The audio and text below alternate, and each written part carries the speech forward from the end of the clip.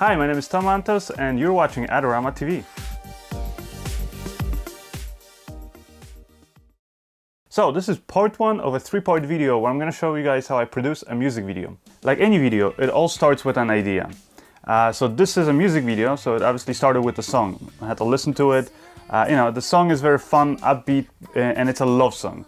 Now, I don't want to make a typical sort of love song music video where you just see, the couple making out for the whole video. So I decided to do something slightly different. And the one aspect that I would say that it's going to make this video stand out is the fact that I decided to shoot this whole video from first-person point of view. And that first-person point of view is going to be the love interest of the lead singer, which is Anna Seisen. Now, before I ever start filming, whether it's a music video or a film, I always, want to prepare as much as I can. So sometimes I might do a storyboard, other times I might do a really detailed sort of a script breakdown, and then other times I might do some camera tests, or I might do all of it or combination of things for different projects. Now for this video, because I produced it with the help of Adorama, I really had access to pretty much any video camera that I wanted. So it really came down to not so much what kind of a budget I had or what kind of equipment I could afford, but really picking the best tool for the job. And that doesn't always mean, picking the most expensive camera out there. A few days before the production for this video started, I was actually working on another music video with the same artist. And over there I got to use the Redrock, which is one of the best cameras in the world right now. It shoots 6K, that's 9 times the resolution of HD. And on top of that, it's able to capture 16.5 steps of dynamic range. And it can shoot super slow motion up to 300 frames per second in 2K. Also, it records in RAW, and not only that, but I think it shoots in the best RAW format out there. And that's because it's just the easiest to work with it. You can directly load it in to, for example, Adobe Premiere, and you can play it right away while you have access to all the RAW data. And next thing I decided to do was also to get a gimbal, because even though it's a first-person point of view music video, I still want the shots to look very smooth. Like when we're running around or walking on the street, and our brain in a way corrects and stabilizes what we're seeing with our head. So even if our head is maybe bobbing around or things like that, we're not seeing everything moving around. And so I really wanted to kind of get that smooth and very stable first-person point of view. I know that there's people out there who've done first-person point of view videos before, but they usually mount the camera on a little helmet cam or like right in front of their eyes. And it's okay. The problem with that, like I said, is just the camera is always very fast moving and kind of very shaky. So I wanted to avoid that. That's the reason why I knew that I wanted to use a camera gimbal. So I put the camera on the DJI Ronin 3-axis gimbal. And right away, I had to figure out, a way to be able to remotely pull focus, since the camera is now on a gimbal. So for that, I ended up using the Redrock Micro FollowFocus. So then that means I needed to have somebody remotely pulling focus. And in order for that person to do that, I needed to have a wireless video system so that I could feed the signal from the camera to the wireless monitor for the focus puller. So again, that means adding more equipment. I ended up using the Teradek wireless video system. Great system, but it's just once you build up this whole big rig, it really becomes really big. It's not fun carrying this thing around. I haven't measured the weight. What we got is the DJI Ronin, the Red Dragon with the Cine lenses from Canon. This is a 35mm. And I got the Teradek for the wireless video. I got the Redrock Micro FollowFocus hooked up, and the FollowFocus and the video transmitter is connected to the Pt.1, so it's drawing the power from the battery here, from the Ronin battery, and the Red Dragon is powered using the grip, the little grip battery, so Red Volt. So hopefully it will last us long enough, and yeah, it works. So right away it became apparent that there was just no way that I could use this setup on this music video. But also just the size of it was so big that it doesn't matter how I sort of would hold it or try to basically hold it. There was no way really that I could get a point of view that really looked like it was a first-person point of view, because in order to get that, I needed the camera to be sort of situated as close as possible to the operator's face. And then another thing I wanted to do is also to sometimes be able to show actually my hands in the video. I was gonna, for example, reach out my hand, have her grab my hand, things like that. Again, with a big gimbal, especially holding with two hands, there's no way I could do it. I even tried having another person operating the gimbal for me, and while they were holding it, I would kind of sneak in there with my hands and direct the singer.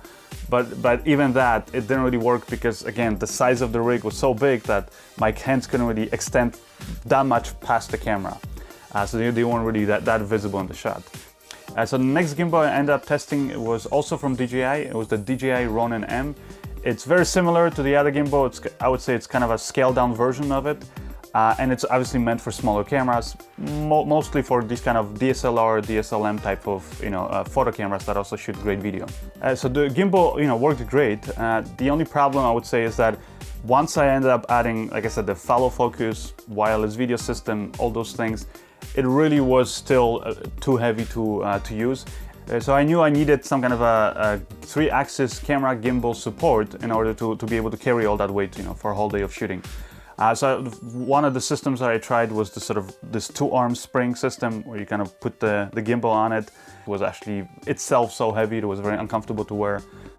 Then next one I tried was this camera support that you put a vest on, and it has this big arm that kind of sticks out over your head, and it can take a lot of weight. Now that support, it works. It really takes off the weight, of the gimbal of your arms and off your shoulders. The only problem that I found was that in order to have the gimbal really stable, I still had to hold the gimbal with both of my hands. Because if I let go of it, one hand, then the mechanism just has basically one line that kind of attaches to the gimbal, and it really kind of makes the whole gimbal then kind of wobble around. So it wasn't an easy way to, I would say, to control the gimbal. It takes the weight off your hands, but it doesn't really allow you to really control the gimbal and point it where you are pointing. Now the reason why that wasn't going to work for me in this video is because I knew that the camera operator himself was sometimes going to have to act as the love interest by, like I said, putting out his hand in front of the camera and sometimes grabbing the hand of the singer and things like that.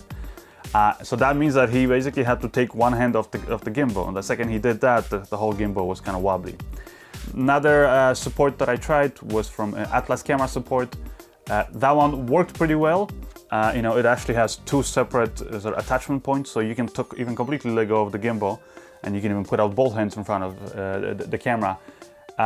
Problem was though that it was a little bit, I found it too high, and I knew that some of the locations were going to be in the subway, and we're going to have to run down some of these narrow stairways and get into the subway doors.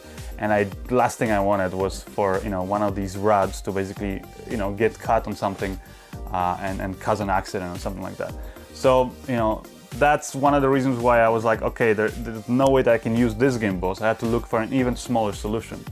So finally, the gimbal that I ended up settling on was the smallest that I could find that was going to still support these DSLR type of cameras. And what's good about that gimbal is that you can literally just hold it with one hand. It is very light actually, it doesn't really add that much to the weight of the camera itself. Another great thing about this gimbal is that it's pretty much as narrow as the camera itself. So I knew that wherever it was that I could fit in with the camera, I could also fit in with this gimbal. So I was going to be able to run around between different people, crowds, and especially since I knew that I wanted to get some shots at Times Square in New York City, where it's usually crowded. This was right away a perfect gimbal for me to go with. Now, the only drawback of using that small gimbal versus some of the bigger gimbals is that obviously I cannot add more weight, because the gimbal can only pretty much handle the weight of a small camera like that and a lens. So that means that there was no way that I was going to be able to add a FollowFocus thing, wireless video transmitter, things like that. So whoever is going to operate the camera itself and the gimbal had to also, be able to get all the different shots in focus. So I ended up testing out 3 different cameras for this gimbal. The first one was the Panasonic GH4, great camera. I use it myself on a lot of projects. Problem with that camera was that, 2 problems. The automatic focus in it is not very good. And also because the camera uses a micro four thirds image sensor, it's just harder to get a wide angle.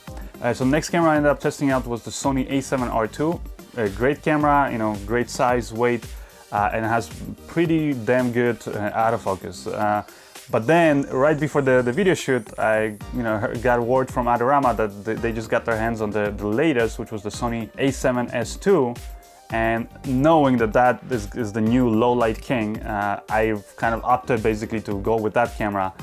simply because I was planning to run around, you know, and get some shots all over New York City, even at night, and I wasn't really sure, you know, where or what kind of lighting situations we're gonna get into. So basically I ended up going with the camera that I knew was gonna perform better in low light. And another great thing about the Sony a7S II is the fact that it has an amazing autofocus system. Now, in order for that to work, I had to use some of the Sony native lenses. So finally, I ended up settling down on the 16 to 35mm zoom lens, which was at f4. Not the fastest lens, but because the Sony a7S II is such a fast, low light camera, I knew that was going to be okay. Now, the great thing about that lens is because it's a zoom lens and because it goes so wide, all the way to 60mm, I knew that I was able to quickly sort of reframe and zoom in on different shots or moments where I thought were more important. Now, for most of the video, I pretty much planned to use the wide angle lens. And also the wider the lens is, or the shorter the focal length, then the bigger or the deeper the depth of field is. So it means it's basically just easier to keep things in focus. So in the end, I chose that small camera gimbal with the Sony a7S II, and that's it. I didn't end up using even a single light or a reflector or anything else really for this music video. So everything you're gonna see here was shot with just that camera and that gimbal. So once I had the technical aspects figured out, next thing I needed to worry about was the actual concept of the video. So I needed to sort of write down in detail what were all the scenes that we're gonna shoot. Like I said before, the song is very positive, mentions the sun, good weather, so I decided to open the music video in a park where you're not really quite sure where the lead singer is, and then she's gonna sort of show these photos from her past. She's gonna rip those photos up, and then basically she grabs the hand of her boyfriend, which is again the point of view of the camera, and she takes him on this kind of a crazy journey around New York City. Another scene that I came up with was at the beach, where she goes swimming with her boyfriend. She, for example, goes to Coney Island, eat some ice cream, stuff like that. Very kind of fun, summery, kind of outgoing activities. Now, unfortunately, because of scheduling, we weren't able to actually shoot this video when we were originally planning to do, which was at the end of August. So we actually ended up shooting the video at the end of October. So the weather was quite drastically different. Not only that, but on the first day of the shooting, we got the worst possible weather I think that we could have gotten. A big storm ended up rolling into New York City. It was pouring like crazy. And we only had 2 days to shoot that video before the lead singer, Anna, had to fly back to Toronto. So somehow, with that bad weather, we had to make it work and shoot this fun summer in the sun music video. So if you want to find out just how and what exactly we ended up shooting for this music video, then make sure you check out part 2. While you're at it, also subscribe to our YouTube channel and check out Adorama's Learning Center for tips and reviews of all the latest camera gear. I'm Tom Antos, and I'll see you next time.